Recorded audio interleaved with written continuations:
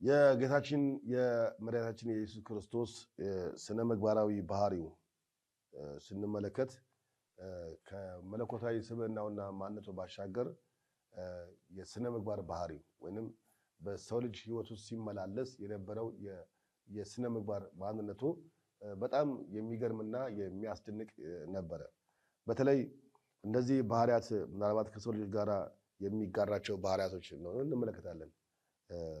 አምላክ መሆኑን የሚናገሩ መለኮታዊ ብቻ ሳይሆኑ ስነ ምግባራዊ ባህሪያትም ጭምር ነበሩት ጌታችን ኢየሱስ ክርስቶስ ሰው ላይ የምናገኛቸው ግን እሱም ራሱ የሚጋራቸው እና የመልካም ምሳሌ ህይወቶች ነበሩት። ስለዚህ ጌታችን ኢየሱስ ክርስቶስ ለእርሱ ግን ፍጹም የሚል ይጨመርበታል። እሱ ፍጹም አምላክ ስለሆነ የሚያደርጋቸው ነገሮች በጊዜያትና በቀናት ወይም በተወሰነ ጊዜ የተገደበ አልነበረም።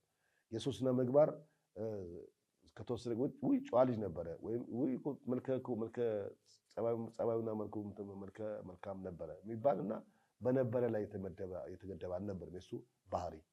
የእሱ ባህሪ ፍጹም ነው ማለት በጊዜና በገደብ የተገደበ ማለት ሳይሆን ስነ ምግባራዊ ህይወቱ ፈጽሞ ክርስቶስ ኢየሱስ ፍጹም ነበረ እና የምሩን ነበረ፣ የእውነትም ነበረ።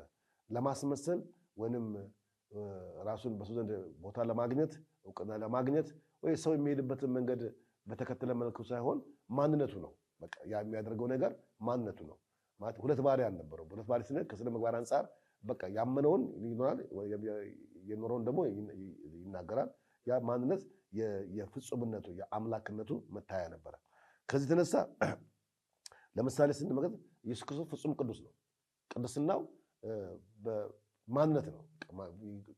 ኢየሱስ ፍጹም ቅዱስ ነው ስንል ይሄን ጸልዮ ጾሞ ወይንም ስጋ ለብሶ ወይንም የሆነ ነገር ሆኖ ያመጣው ሳይሆን አምላክ ነው። አምላክ ስለሆነ ፍጹም ቅዱስ ነው። ስለዚህ በስነ ምግባራዊ ህይወት ስንመለከት ክርስቶስ ኢየሱስ እንከን አልባ ህይወት ማለት ይሄን ተሳስቷል፣ ይሄ ነገር አላከበረም፣ በዚህ ጉዳይ ላይ ስህተት ይገኝበታል የሚባል አምላክ አልነበረም። ክርስቶስ ኢየሱስ ፍጹም ቅዱስ ነው፣ ፍጹም ንጹህ ነው። ከዚህ የተነሳ ነው ፍጹም በዚህ ምድር ላይ በፍጹም ቅድስና የተመላለሰ እርሱ ኢየሱስ ብቻ ነው ማለት በስጋ ለባሽ የሆነ ከሰው ዘር የሆነ ፍጹም የሆነ ሰው የለም። ሁሉም ሰው የየራሱ የሆነ ድካም ያለበት፣ የየራሱ የሆነ ስህተት ያለበት፣ የየራሱ የሆነ ነቀፌት ያለበት ነገር ነው ያለው ሰው ሁሉ። ማንም ቀደሙትም በሏቸው ነቢያትም በሏቸው እነ ሙሴም ማንም ሰው ከነ ድካሙ የሚኖር ነው። ኢየሱስ ክርስቶስ ግን ምንም ድካም አልነበረበት የሚወቀስበት። በዚህ ምክንያት ይሄ ስህተት ነው፣ ይሄ እንኳን ከእሱ አይጠበቅም የሚባል አምላክ አልነበረም። ፍጹም አብሶሉትሊ ቅዱስ ነበር ኢየሱስ ክርስቶስ። ሌላ የምንመለከተው ኢየሱስ ክርስቶስ ጻድቅ ነው፣ ፍጹም ጻድቅ ነው። ፍጹም ጻድቅ ነው። እርሱ ብቻ ጻድቅ ነው። የኛ ጽድቅ የተቆጠረልን በሱ ጽድቅ ነው። ለዚህ ነው አብርሃም አመነ ጽድቅ ሆኖ ተቆጠረለት ሲል ተቆጠረት የሚለው ቃል አለ ጳውሎስ ሲናገር ለእርሱ ብቻ ሳይሆን ለእኛም ጨምር ነው አለ። ስለዚህ የኛ የጽድቃችን መታያ ወይም የጽድቃችን ጽድቅ የሆነው ክርስቶስ ኢየሱስ ፍጹም ነበረ፣ ጻድቅ ነበረ ማለት የሚወቀስ የሚኮንንበት በዚህ ነገር ላይ እንኳን አይበቃም ለዚህ ሊደርስ አይችልም የሚባል አምላክ አልነበረም።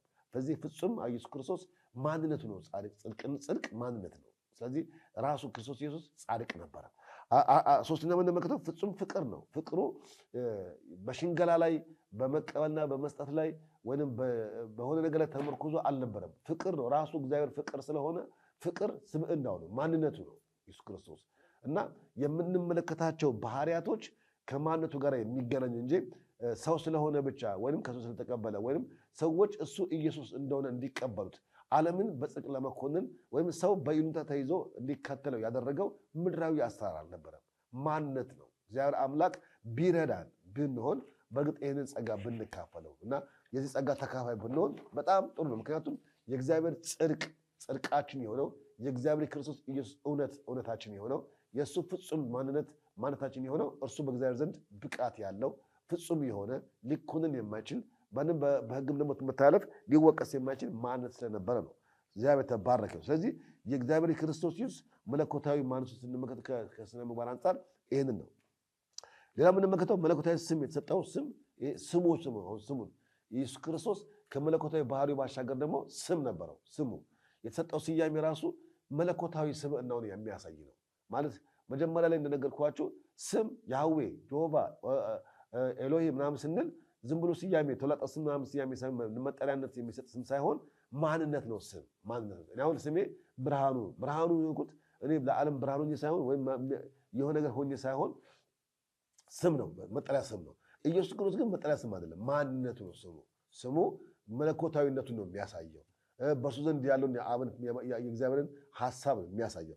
ለምሳሌ ስንመጥ ዘላለማዊ አባት ይሉናል። ዘላለማዊ አባት ኢሳይያስ 9:6 ላይ ሲናገር የሰላም አለቃ የዘላለም አባት ተብሎ ይጠራል። ስለዚህ አባትነቱ አባታችን ሆይ በሰማይ ነው። ወይም ሮሜ ላይ እንደሚናገር አባት ብለን የምንጮህበትን የልጁን መንፈስ ተቀበልን የሚለው አባት ስንል ይሄ አባትነት እኛ ስለተቀበልን የተሰጠው ስያሜ ሳይሆን ዘላለማዊ አባት ነው።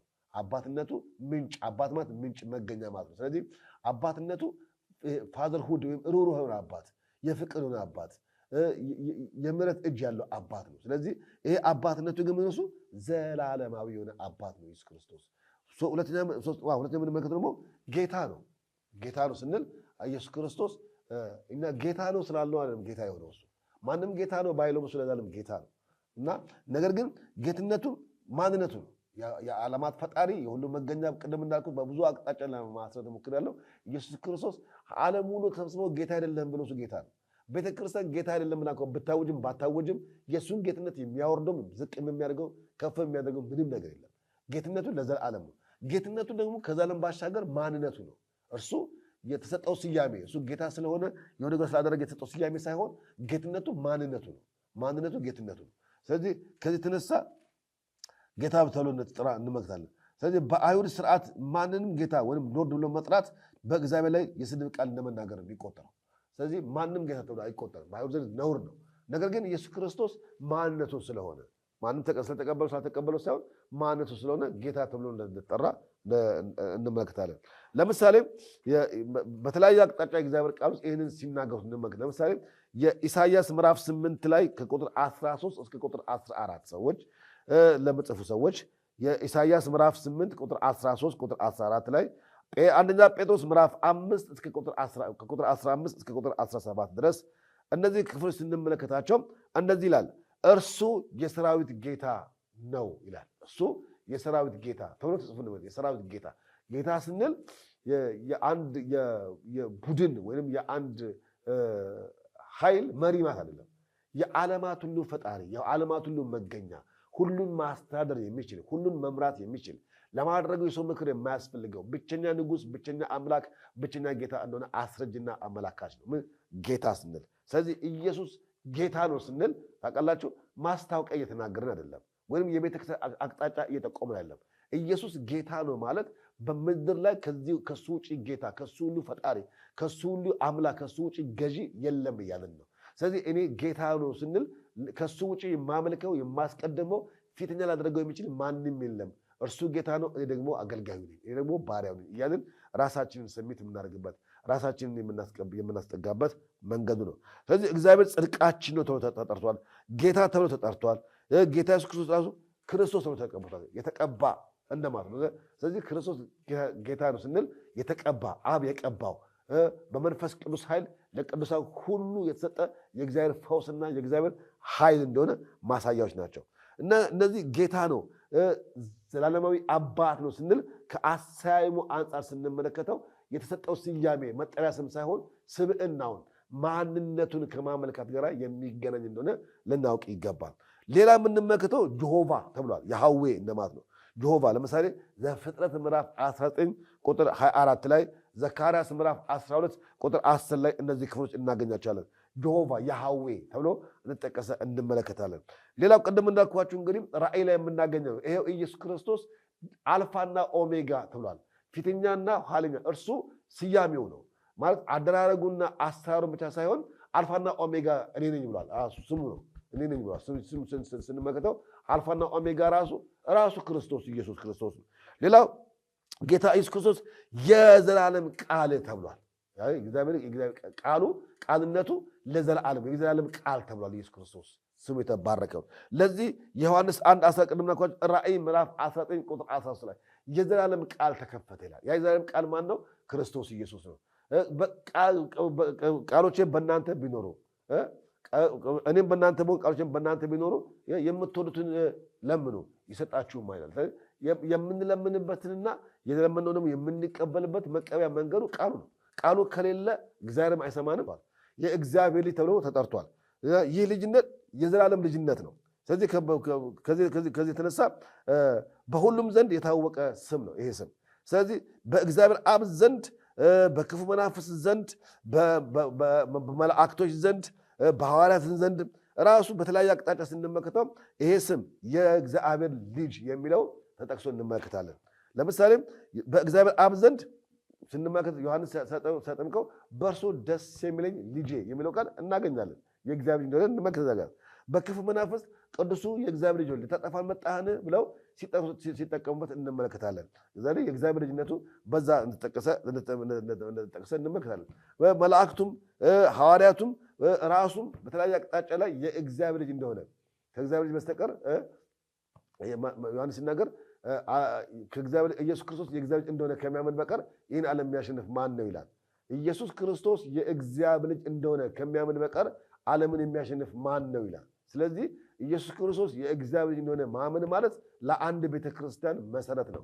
ለዚህ ነው ጌታችን ኢየሱስ ክርስቶስ ጴጥሮስ ሲናገር ያለው አንተ ክርስቶስ የሕያው የእግዚአብሔር ልጅ ነህ ብለው ባለው ጊዜ በዚህ ዓለት ላይ ቤተክርስቲያንን እመሰርታለሁ አለ። ስለዚህ በጴጥሮስ ላይ ሳይሆን በቃሉ ላይ ነው። ቃሉ ምንድን ነው የሚለው? ክርስቶስ ኢየሱስ የሕያው የእግዚአብሔር ልጅ ነው ብላ የምትናገር ቤተክርስቲያን በትክክለኛው መሰረት ላይ ደግሞ እንደተመሰረተች ማሳያ ነው እንመለከታለን። ስለዚህ የእግዚአብሔር ልጅነት ማንነቱ ነው። ክርስቶስ ኢየሱስ መጠሪያ ሳይሆን ስብዕናው ነው፣ ማንነቱ ነው እና ይህንን ልንረዳ ይገባል። ቀጥሎ የምንመለከተው መለኮታዊ ስራው ነው እና ይሄ ኢየሱስ ክርስቶስ መለኮታዊ ስራ አሁን ኢየሱስ ክርስቶስ አምላክ ነው ብለናል። ስሙን ተመልክተናል፣ ባህሪውን ተመልክተናል፣ ስነ ምግባሩን ተመልክተናል። ቅዱስ ነው፣ ጻድቅ ነው፣ ብዙ ነገር አይተናል። አሁን ደግሞ ስንመለከት መለኮታዊ ስራ ምን ሰራ ስንል አንደኛ የዓለም ሁሉ ፈጣሪ እንደሆነ መጽሐፍ ቅዱስ በተለያየ አቅጣጫ ይናገራል። ዕብራውያን ምዕራፍ 1 ቁጥር 3 ላይ ይህንን ቃል አብራርቶ ይናገራል። አሁንም ስንመለከተው እነዚሁ መጽሐፍ ቅዱስ ዮሐንስ ምዕራፍ 1 ላይ፣ ያዕቆብ ምዕራፍ 1 ቁጥር 16 ላይ እነዚህ ጥቅሶች የሚናገሩት ኢየሱስ ክርስቶስ የዓለም ሁሉ ፈጣሪ እንደሆነ ይናገራል። ሌላው የምንመለከተው መለኮታዊ ስራ ስንመለከት ኢየሱስ ክርስቶስ ሁለተኛ የምንመለከተው ሰውንና መላእክትን ጭምር እንደፈጠረ መጽሐፍ ቅዱሳችን ይናገራል። ኢየሱስ ክርስቶስ ፈጣሪ ነው ስንል ዝም ብለን ሳይሆን የዓለማት ሁሉ ፈጣሪ ነው። ሲቀጥል ሰውንም መላእክትንም እንደፈጠረ ሰማይንና ምድርን የማደስ ስልጣን አለው። ኢየሱስ ክርስቶስ ያድሳል። እንዴት አድርጎ ያድሳል? መጽሐፍ ቅዱሳችን ዕብራውያን ምዕራፍ 1 ቁጥር 10 ላይ፣ አሁንም ራእይ ምዕራፍ 21 ቁጥር 5 ላይ፣ የማቴዎስ ወንጌል ምዕራፍ 19 ቁጥር 18 ላይ ቁጥር 28 ላይ።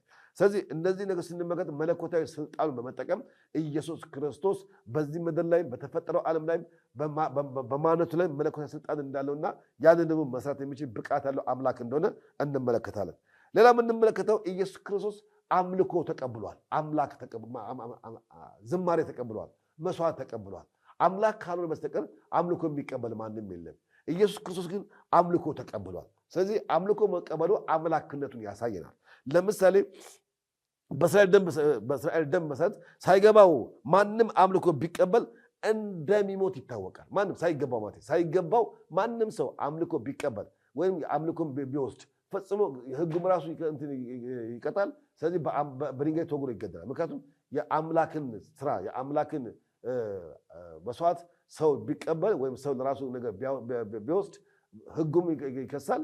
እነሱም ደግሞ በድንጋይ ወግረው እንደሚገሉት ይናገራል። ስለዚህ መላእክት ራሳቸው እንኳን ሳያውቁም የሚሰግዱላቸው ሰዎች ሲቃወሙ እንመለከታለን። አምልኮ የማን ነው? የእግዚአብሔር ብቻ ነው። ለእኔ ራእይ ምዕራፍ 19 ስንመለከት እንዳታደርገው ተጠንቀቅ፣ እኔ ከእናንተ ጋር አብሬ ባሪያ ነኝ ሲል እንመለከታለን የእግዚአብሔር መልአክ። ስለዚህ አምልኮ ለእግዚአብሔር ብቻ የሚሰጥ እንጂ ለፍጡራን የሚሰጥ አይደለም። ኢቭን ለመላእክቱ መላእክቱ ራሳቸው እንኳን እንደማይፈልጉት እንመለከታለን። ስለዚህ ይህም እንደምንመለከተው መላእክት ኢየሱስ ክርስቶስ አምልከውታል። መላእክት ራሳቸው ቅድም እንዳልኳቸው ራእይ 7 ላይ ራሱ አራቱም ሽማግሌዎች ራሳቸው አንገታቸው ዝቅ አድርገው የተደፉ ክብርና ምስጋና ውዳሴና አምልኮ ለታረደው በግ ለአምላካችን ይሁን ብለው መላእክቱ አራቱም ሽማግሌዎች ዝቅ ብለው ሲያመልኩት እንመለከታለን። ያ አምልኮ የሚቀበለው የእግዚአብሔር በግ የተባለው ማን ነው? ክርስቶስ ኢየሱስ ነው። ሁለተኛ ሰዎች ያመልኩታል። እንድናመልከው መጽሐፍ ቅዱስ ይናገራል። በተለያየ አቅጣጫ መጽሐፍ ቅዱስ እንድናመልከው መጽሐፍ ቅዱስ ማቴዎስ ምዕራፍ 8 ቁጥር 2 ላይ እናነባለን። እንደዚሁም ሉቃስ 24 ላይ 51 ላይ እንመለከታለን። ሰዎች እግዚአብሔር እንዲያመልኩት አምልኮ ለእግዚአብሔር ብቻ የሚሰጥ ንጹህ መስዋዕት እንደሆነ ይነገራል። አምልኮ ማለት ዝማሬ አይደለም። አምልኮ ማለት ዝማሬ አንድ የአምልኮ አካል ነው። አምልኮ ማለት ገንዘባችን መስጠት ይችላል፣ ጊዜያችን መስጠት ይችላል፣ የተለያየ ነገር መስጠት፣ ብዙ ነገር መስጠት ሊሆን ይችላል። የምንሰጣቸው ጊዜያችን፣ ስብዕናችንን፣ ማንነታችን ሁሉ የምንሰጠው ነገር ሁሉ ለእግዚአብሔር እስከሆነ ድረስ ያምን ይባላል አምልኮ ይባላል። አምልኮ ለማን ነው? ለእግዚአብሔር ብቻ የሚሰጥ ንጹህ መስዋዕት ነው ማለት እግዚአብሔር ነው የሚቀበለው፣ የሚቀርበውም ለእግዚአብሔር ነው። ጌታ ኢየሱስ ክርስቶስ ይህንን አምልኮ ተቀበለ። ለምን? አምላክ ስለሆነ፣ ፈጣሪ ስለሆነ። ስለዚህ አምልኮ ይቀበላል። ሌላ በፍጥረት ሁሉ ኢየሱስ ክርስቶስ ተመልኳል። ፍጥረት ሁሉ አምልከውታል። ራእይ ምዕራፍ 5 ላይ ስንመለከት ፍጥረት ሁሉ ለማን? ለሱ እንደሚንበረከኩ፣ ለሱ እንደሚሰግዱ፣ እንደሚያመልኩት መጽሐፍ ቅዱስ በተለያየ አቅጣጫ ይናገራል። ለምን? ኢየሱስ ክርስቶስ ፍጹም አምላክ እንደሆነ መጽሐፍ ቅዱስ በብዙ ማስረጃ በብዙ ነገር አምላክ ስለሆነ መለኮት ስለሆነ ለዚህ ነው አምልኮ የሚቀበለው። ለዚህ ነው ስግደት የሚቀርብለት። ለዚህ ነው የሚደረገው ሁሉ የሚደረግለት። ስለዚህ አምላክ በመሆኑ መለኮታዊ ስሞች አሉት። አምላክ በመሆኑ ተመልኳል። አምላክ በመሆኑ አምልኮ ይቀበላል። አምላክ በመሆኑ መለኮታዊ ስራዎችን ሁሉ ሰርቷል። እግዚአብሔር ተባረከ ይሁን። አምላክ ሳይሆን ይህንን ቢያደርግ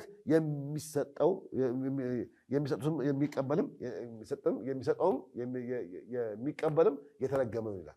አምላክ ሳይሆን መለኮት ሳይሆን ይህንን የአምልኮ ነገር የሚቀበል የሚሰጥ የሚኖር የተረገመ ይላል። ስለዚህ እሱ አምላክ ስለሆነ ፈጣሪ ስለሆነ ሁሉ በሁሉ አምልኮ ተቀብሏል፣ ስግደት ተቀብሏል፣ ምስጋና ተቀብሏል፣ ሁሉ ውዳሴ የአምልኮ መስዋዕት ሁሉ ተቀብሏል። ለዚህ ነው አምላክነቱን በዛ ውስጥ የምንመለከት። ስለዚህ ለእርሱ ከዘላለም እስከ ዘላለም ክብር ይሁን። እውነተኛ አማኝ ሁሉ ኢየሱስ ክርስቶስ አንድም እንደ ቶማስ ሳይጠራጠር ለሚገባው ለአምላኩ ለእግዚአብሔር የሚገባውን መስዋዕት፣ የሚገባውን ዝማሬ፣ የሚገባውን መስዋዕት ሊያቀርበት ይገባል። እርሱም እግዚአብሔር አምላክ ይቀበላል። ስለዚህ ነው ስለ አምላክነቱ ስንመለከት በብዙ አቅጣጫ ኢየሱስ ክርስቶስን እየተመለከትን ያለ ነው። ቅድም ባህሪውን ተመልክተናል፣ ስሙን ተመልክተናል፣ መለኮታዊ ማንነቱን፣ አምላክን በተለያየ አቅጣጫ ኢየሱስን እየተመለከት ነው። አሁን ስለ ኢየሱስ ክርስቶስ እያየን ስለሆነ ነው። ሌላው የምንመለከተው እንግዲህ ኢየሱስ ክርስቶስ በክርስቶስ ማንነቱ ከስብዕነቱ እና ከመካከለኝነቱ አንጻር ኢየሱስ ክርስቶስ በለበሰው ስጋ በስብዕነቱ ወይም ኢየሱስ ክርስቶስ በሰውነቱ እና በመካከለኝነቱ ደግሞ ያለውን ነገር እንመልከት። አሁን ቀደም አይተናል፣ ስሙን ተመልክተናል፣ መለኮታዊ ማንነቱ አይተናል፣ አምላክነቱ አይተናል። ከብሉይ ኪዳንም ከአዲስ ኪዳንም በተለያየ አቅጣጫ ስለ ኢየሱስ ክርስቶስ በብዙ አቅጣጫ ለማየት ሞክረናል። አሁን ደግሞ በለበሰው ስጋ መካከለኝነቱን፣ ሰውነቱን፣ ሊቀ ካህንነቱን እንመልከት። ስለዚህ በሰብአዊነቱ ስንል አንደኛ ለምንድን ነው እሱ ኢየሱስ ክርስቶስ በሰብአዊነቱ መካከለኝነቱን ለማየት የሞከርነው ስንል አንደኛ ከሴት የሚወለድ በመሆኑ ማለት ሰው በመሆኑ ከሰው በመሆኑ የሰውን ችግር የሰውን ለዚህ ነው ዕብራውያን ጸሐፊ ሲናገር በድካማችን ሊራራልን የሚችል ታላቅ ሊቀ ካህናት የእግዚአብሔር ልጅ ክርስቶስ ኢየሱስ ስላለን ጸንተን እምነታችን እንጠብቅ ይላል። ማለት በድካማችን ሊራራልን የቻልነው ፍጹም ከሴት ስለተወለደ ነው፣ ከሰው ስለሆነ። ሁለተኛ የአብርሃም ዘር ስለሆነ ነው። የአብርሃም ዘር ስለሆነ ዘር በውስጡ ስላለ ነው። ያ ዘር ሁልጊዜ ስለ ህዝቡ ስለሚጠፋው ትውልድ እንዲቃትት በውስጡ የሰው ዘር አለበት፣ የኪዳን ዘር አለበት፣ የአብርሃም ዘር አለበት። ሶስተኛ የምንመለከተው የይስሐቅ ያዕቆብ ዘር ይላል። እሱም ያው ከአብርሃም ዘር ጋር የሚገናኝ ነው። አራተኛ የምንመለከተው ከእስራኤል ነገድ እንደመጣ እንመለከታለን እና ወደ ገዛ ወገኖቹ መጣ፣ የገዛ ወገኖቹ ግን አልተቀበሉትም ይላል። ለተቀበሉት ሁሉ ግን በስሙ ለሚያምኑት ለእነርሱ የእግዚአብሔር ልጆች ይሆኑ ዘንድ ስልጣን ሰጣቸው ይላል። አሁን ይሄ ልጅነት እንደምንመለከተው በመቀበል የተቀዳጀ ነው፣ ልጅነት ነው። ነገር ግን የመጣው ወደ ገዛ ወገኖቹ ነው። ስለዚህ እነዛ ወገኖች እነማን ናቸው? ስለዚህ እስራኤላውያን ናቸው። እስራኤላውያን ባለመቀበላቸው ምክንያት የአሕዛብ ሙላት በቤተ ክርስቲያን ተገልጦ እንዲታይ በእስራኤላውያን አለመቀበል መካከል ለአብርሃም የተገባው ኪዳን ተፈጸመ። አብርሃምን አለው በአንተ ምክንያት የምድር አሕዛብ ይባረካሉ። ያ የበረከት ቃል ወንጌል ነው። ስለዚህ አሕዛብ የተባለው እኛ በኪዳኑ ትውልድ ያልተወለድን የበረሃ ሰዎች የተባልን በግዝረት ስርዓት ሳይሆን በሕግ ስርዓት ሳይሆን በእምነት የአብርሃም ዘር የተባልን እኛ አባታችን ይሆን ዘንድ እኛም ደግሞ ልጅ እንሆን ዘንድ በዚህ መካከል ላይ ጣልቃ ገባን። ስለዚህ ነው ዘሩ በውስጣችን ስላለ ኢየሱስ ክርስቶስ አባታችን ተብሎ ተጠራ፣ እኛም ልጆች ሆንን።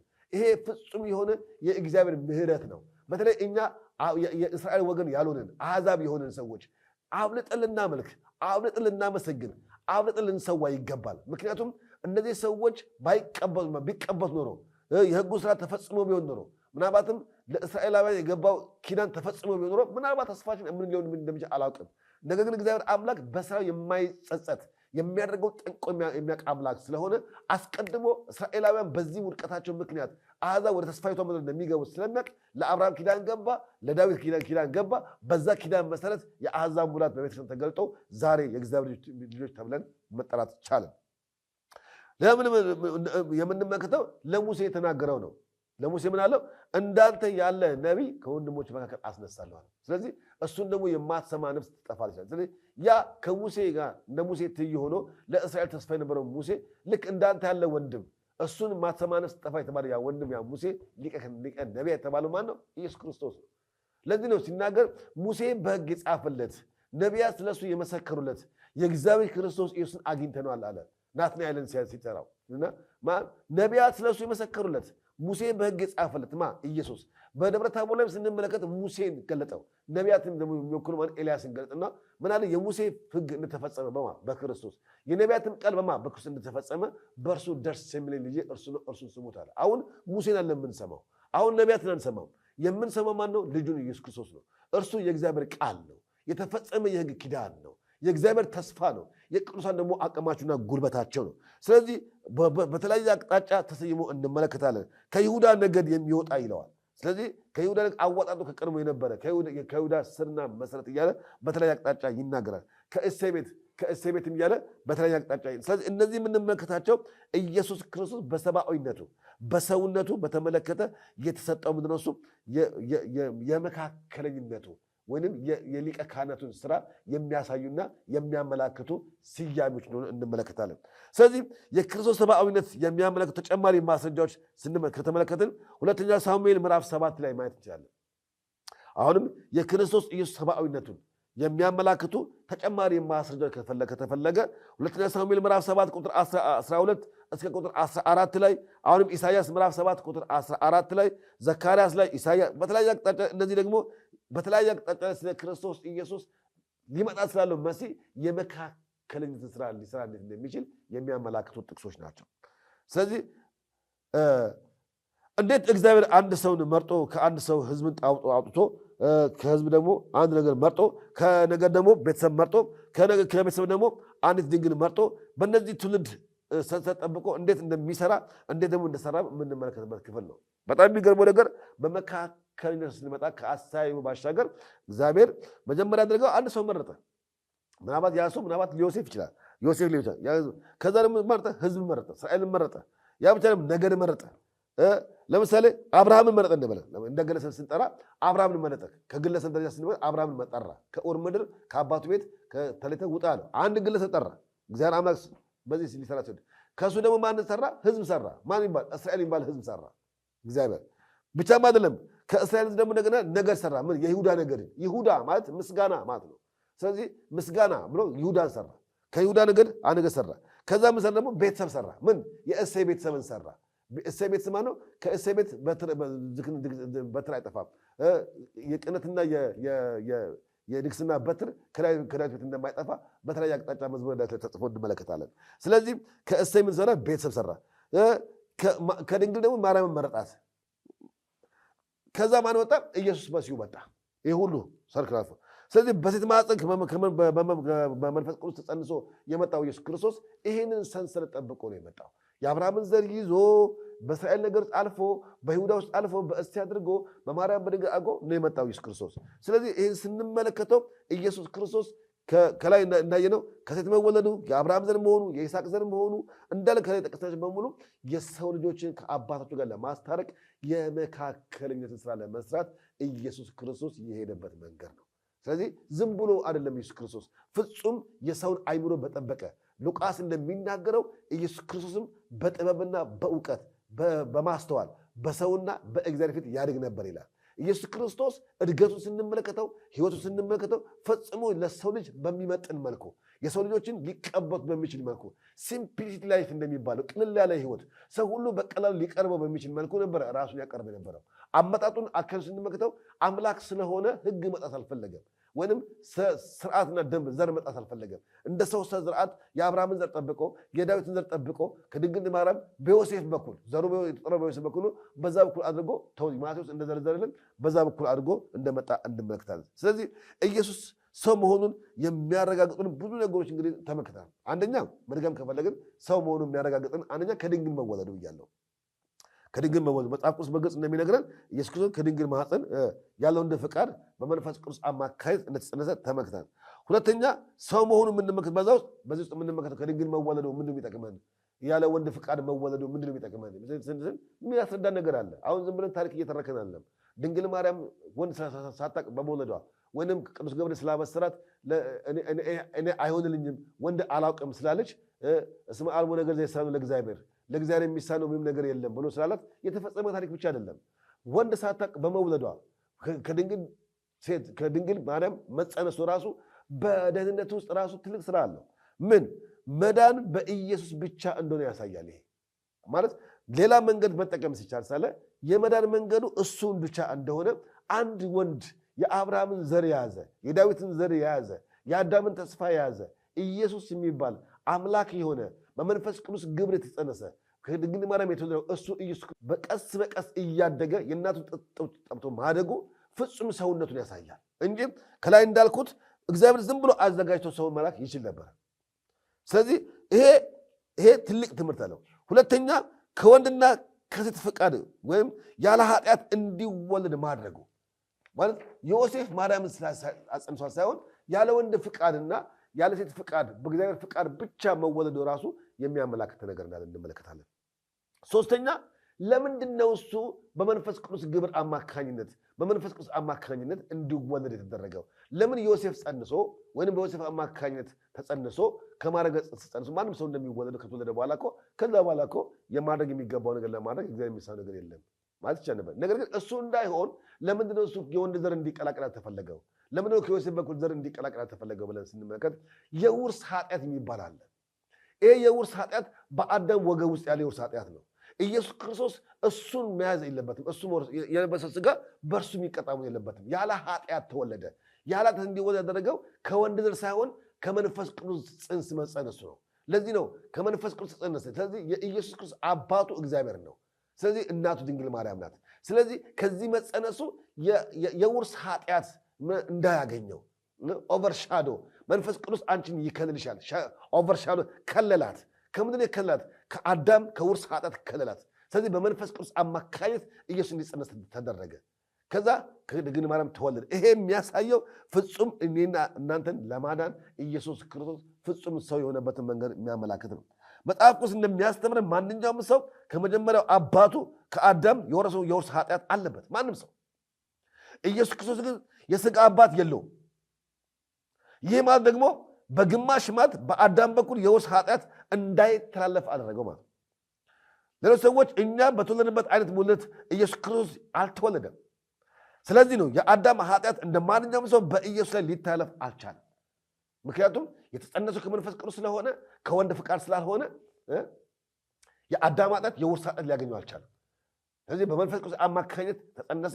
ለዚህ ነው ኢየሱስ ክርስቶስ ፍጹም እኛን በሚወክል መልኩ እኛን ለማዳን በሚያስችል ብቃት በአብ ፊት ለመቆም ብቃት ያገኘው። ስለዚህ ያለ ኃጢአት የጸደቀ ያለ ኃጢአት በዚህ ምድር ላይ የተመላለሰ ያለ ኃጢአት የመስቀልን ስራ የሰራ ያለ ኃጢአት የመዳንን ስራ የሰራ ያለ ኃጢአት የኃጢአትን ዋጋ ከፍሎ ወገኖች ኃጢአተኛ የነበረውን እኛን ስለማጽደቅ እያንዳንዳችን ከሙታን መካከል ተነስቶ ያረገው እኛን ስለማጽደቅ ከሙታን መካከል የተነሳው ደግሞ በአባቱ ቀኝ የተቀመጠው ደግሞም ዳግም መጣው እሱ ክርስቶስ ኢየሱስ ፍጹም ሰው ነው፣ ፍጹም አምላክ ነው። በምንም በአዳም ኃጢአት በውርስ ኃጢአት የሚከስበት የሚወቀስበት አንዳችም ግንኙነት አንዳችም አይነት መነካከት አልነበረው። ስለዚህ በመንፈስ ቅዱስ መጸነሱና ፍጹም ቅድስት ድንግል ማርያም መወለዱ ስለኛ ሰዎች እኛን ስለማዳን የተደረገ የቤዛነት ስራ የማዳን ስራ እንደሆነ እንመለከታለን ማለት ነው። ክብር ለእግዚአብሔር ልጅ ክርስቶስ ኢየሱስ ይሁን። ሌላ የምንመለከተው እንግዲህ ኢየሱስ ክርስቶስ ከድንግል የተወለደበት ሌሎች ምክንያት ቢኖሩትም እንደ አንዳንድ ምክንያቶች እንመለከት። ለምን ከድንግል ማርያም ተወለደ? ስለዚህ ከአዳም በኩል የሚመጣ ኃጢአት እንዳላገኘው አይተናቀደም። ያ የውርስ ኃጢአት አላገኘውም። በሷለም የነበረ የኃጢአት የሷም የሚከታተል ኃጢአት እሱን አላገኘም። ለምን? መንፈስ ቅዱስ ጣልቃ ገብቶ ስለነበረ ሰውራ ስለነበረ ንጹህ ነበረ ኢየሱስ ክርስቶስ ንጹህ በንጽህና የተወለደው። ስለዚህ ቅዱሱ የእግዚአብሔር የተባለው ከዚህ የተነሳ ነው። ሌላው ምንድነው? ኢየሱስ ክርስቶስ እንግዲህ ከድንግል የተወለደበት ሌሎች ምክንያት የማይታዩን አምላክ ለመግለጥ ነው። አሁን ኢየሱስ ክርስቶስ ለምንድነው ከድንግል ማርያም ተወለደ? ለምን ስጋ ለበሰ? ለምንስ የሚጨበጠው ስንል የማይታይ አምላክ በሚታይ ስጋ ተገለጠ። እግዚአብሔር ተባረከው። ስለዚህ የማይታይን አምላክ እንዲታይ ለማድረግ ኢየሱስ ክርስቶስ ፍጹም ሰው ሆኖ እንደማንም ሕፃን ተወለደ። ሌላ አምላካችን ትንቢትን ለመፈጸም ነው። ኢሳይያስ ድንግል ጸንሳለች ወንድ ልጅን ትወልዳለች ስሙንም አማኑኤል ትላለች ብሎ እንደተናገረው ያ ትንቢት እንዲፈጸም ኢየሱስ ክርስቶስ ከድንግል ማርያም ተወለደ። ሶስተኛ የዳዊትን ኪዳን ለመጠበቅ ቀደም እንዳልኩት ከድንግል ማርያም የተወለደው ኢየሱስ ክርስቶስ የዳዊትን ኪዳን ለመጠበቅ ሲል ኢየሱስ ክርስቶስ ከቅድስት ድንግል ማርያም ተወለደ። ሌላው የምንመለከተው ኢየሱስ ክርስቶስ አባቱን ለማክበር ሲል የአባቱን ፍቃድ ለመፈጸም ሲል ኢየሱስ ክርስቶስ ከድንግል ማርያም ተወለደ። ሌላው ኢየሱስ ክርስቶስ ከድንግል ማርያም የተወለደበት ዋነኛው ከአዳም ልጆች ታሪካዊ እርግማንንና በደል ለማስወገድ ሲል ከአዳም ልጆች የተጣበቃቸውን ይህንን የውርስ ኃጢአት የበደል ኃጢአት ለማስወገድ ሲል ኢየሱስ ክርስቶስ በደምና በሥጋ ተካፈለ። ሌላው የተሰበረውን ልብ ለመጠገን ሲል ኢየሱስ ክርስቶስ ምን ሆነ? ሰው ሆነ፣ ከድንግል ማርያም ተወለደ። ሌላው አማኞችን ካህናትን አገልጋይ እንዲሆኑ የእግዚአብሔር መንግስት አገልጋይ እንዲሆኑ በእርሱ አገልጋዮች ሆንን። በእርሱ የእግዚአብሔር ፊት ለማየት የምንችልበትን ጸጋ ተካፈልን። በእርሱ ምክንያት የእግዚአብሔር መንግስት ለማገልገል የምንችልበትን ጸጋ ተካፈልን። በእሱ ምክንያት የሆነው ሁላችንም አገልጋይ የሆነው በፊት ለፊቱ ቆመን ቅዱስ ስሙን እየጠራን ለማምለክ የቻልነው በክርስቶስ ኢየሱስ ልጅን ስለተቀዳጀን ነው። ያ ባይሆን ኖሮ እግዚአብሔር አምላክ የሩቅ አምላክ ነበር የሚሆነው። ሌላው ሰይጣንና ስራውን ለማፍረስ ሲል ኢየሱስ ክርስቶስ በሥጋ ተገለጠ። በሥጋ የተገለጠበት ትልቁ ነገር ሌላው የምንመለከተው የዲያብሎስን ስራ ለማፍረስ በሥጋ ነበር አዳም የጣለው። የሥጋ ስራ ደግሞ ለማፍረስ ሲፈልግ ኢየሱስ ክርስቶስ ሥጋ ለበሰ። በሥጋ አማካኝነት መጥቶ ጠየቀው እኮ ተርቦ ባለበት ላይ ይህን ድንጋይ ዳቦ አድርገህ ብትበላ አሉት። ነገር ግን የሰው ልጅ በእግዚአብሔር ቃል እንጂ በእንጀራ ብቻ አይኖርም ብሎ መለሰለት። የተለያየ ጥያቄ በሥጋው በኩል ተፈተነ ኢየሱስ ክርስቶስ። ነገር ግን ያ መለኮት ተዋህደው መለኮት ፍጹም አምላክ ፍጹም የሆነው ኢየሱስ ክርስቶስ የዲያብሎስን ስራና ሴራ ሊያፈርስ ስለቻለ በሱ ነፃ አውጭነት ሁላችን ነፃ ወጣንና ስልጣን ተቀዳጀን። ሌላ የምንመለከተው ሰውን ከእግዚአብሔር ጋር ለማስታረቅ ሰው የሆነበት በሥጋ ምክንያት ወደ አባቱ የመጣው መንፈስ ነው። ይዞት ግን የሄደው ሥጋን ነው። ያገለገለበትን ሥጋ የሚበሰበሰው የማይበሰበሰውን የሚሞተው የማይሞተውን ለብሶ የሞትን ኃይል በመስቀል ጠርቆ በማስወገድ ኢየሱስ ክርስቶስ ፍጹም ሰው ፍጹም አምላክ ሆኖ የትንሣኤን ሥጋ ይዞ ተነሳ። ያ የትንሣኤ ሥጋ የሚበሰበስ ሥጋ አልነበረም። ያ ሥጋ ፍጹም ሥጋ ነው። ያ ሥጋ ከሰማይ የወረደ ሥጋ አይደለም፣ የተለወጠ ሥጋ ነው። የትንሣኤ ሥጋ ነው። ያንን ሥጋ ይዞት ነው ወደ አባቱ እቅፍ የገባው። የሁላችን ተስፋ እኛም ወገኖች ማናችን በክርስቶስ የምናምን ሥጋ የምንወርሰው የምንቀዳጀው ሥጋ ያ የትንሣኤ ሥጋ ነው። በዛ ሥጋ ነው ለዘላለም ከአባታችን ጋር በክብር የምንኖረው የምናገለግለው። ስለዚህ ይህንን ለማድረግ ነው ክርስቶስ ኢየሱስ ፍጹም ከቅድስት ድንግል ማርያም በሥጋ የተወለደበት። ሌላ እንደ ሰው ድካምና ውስንነት የታየበት መሆኑ አንደኛ ውስንነት ስንል ሥጋ በመልበሱ ኢየሱስ ክርስቶስ ሲንቀሳቀስ የግድ ጀልባ ያስፈልገው ነበረ፣ በእግሩ መራመድ ያስፈልገው ነበረ። ስለዚህ ውስንነት የታየበት ነበረ። አባቶቻችን እንደሚናገሩት በአጭር ቁመት በጠባብ ደረት ተወሰን ይላሉ። ስለዚህ ይሄ የሚታሰብ አይደለም። ያ ሰፊ የሆነ አምላክ እግዚአብሔር ልጅ በጠባብ ልብ ወይም በአጭር ቁመት መወሰኑ ወይም ፍጹም ሰው መሆኑ ውስን መሆኑ ኢየሱስ ክርስቶስ የሚያመላክተን ነገር አለ። ውስን ነበረ። አሁን ግን ኢየሱስ ክርስቶስ ውስን አይደለም። ቤትን ቦታ የሚገኝ ቤትን ቦታ መሰማት የሚችል ቤትን ቦታ መድረስ የሚችል ቤትን ቦታ ማዳመጥ የሚችል ቤትን ቦታ ላይ ማማለድ የሚችል ብቃት ያለው ቤትን ቦታ ላይ መልስ መመለስ የሚችል ቤትን ቦታ ላይ ሁሉ መገኘት የሚችል አምላክ ነው ኢየሱስ ክርስቶስ። ያ በሥጋ ወራት በነበረበት ጊዜ የነበረ ውስንነት ነው። አሁን ግን በክብር በግርማው ቀኝ ዙፋን አድርጎ በአባቱ ቀኝ ተቀምጧል። ሌላ የምንመለከተው የሰው ልጆችን እንደሚወለድ ለማሳየት ሰው ቃል ኮንቨርት ሳይሆን እንደተናገረው ይወለድ እንዳለ መወለድ ነበረበት። ያንን ለማድረግ ሲል ተወለደ። ስለዚህም ቃል ሆኖ ሰው መሆን ሲችል ኢየሱስ ክርስቶስ ፍጹም ግን እሱ ያንን ትቶ አምላክነቱን ትቶ ማድረግን ፈጣሪነቱን ትቶ ምን ሆነ? እንደ ሰው መወለዱን አሳይቷል። ሌላው ከልጅነት እስከ እውቀት ድረስ የሰው ልጅ እንደሚያድግ ማሳያ ሊሆን ፈለገ። በጥበብ በእውቀት በማስተዋል ሲያድግ ኢየሱስ ክርስቶስ ይሄ የሚያስፈልገው እሱ የጥበብ አምላክ ነው፣ የእውቀት ባለቤት ነው። ምን ያስፈልገዋል? እውቀትና ጥበብ አያስፈልገውም። ነገር ግን ኢየሱስ ክርስቶስ በእርሱ ለሚያምኑት ሁሉ የጥበብና የእውቀት የማስተዋል ባለቤት ዘንድ ኢየሱስ ክርስቶስ እንደ ሥጋ ተካፍሎ ሆነ በጥበብ በእውቀት በማስተዋል በሰውም በእግዚአብሔር ፊትም አደገ። ይሄን ለማድረግ የግድ በሥጋ መወሰን ነበረበት። ሌላ ለማድረግ ተጠምቷል ኢየሱስ ክርስቶስ። የማይጠማ የውሃ ምንጭ የሆነ ማንም የተጠማ ቢኖር ወደ እኔ ይምጣ ብሎ ያለው ኢየሱስ ክርስቶስ እንደ ሰው ምን ሆነ? ተጠምቷል፣ ተርቧል፣ ተገርፏል። ብዙ ነገር ያ የሚያሳየን ውስንነቱን ነው የሚያሳየን። ስለዚህ ኢየሱስ ክርስቶስ በብዙ አቅጣጫ ስንመለከተው ብዙ ነገር እንዳለው እንመለከታለን። እግዚአብሔር የተባረከውን እግዚአብሔር አምላክ ጸጋውን ቢያበዛልን የሚቀረውን ደግሞ ሌላ ጊዜ እንቀጥላለን። አመሰግናለሁ።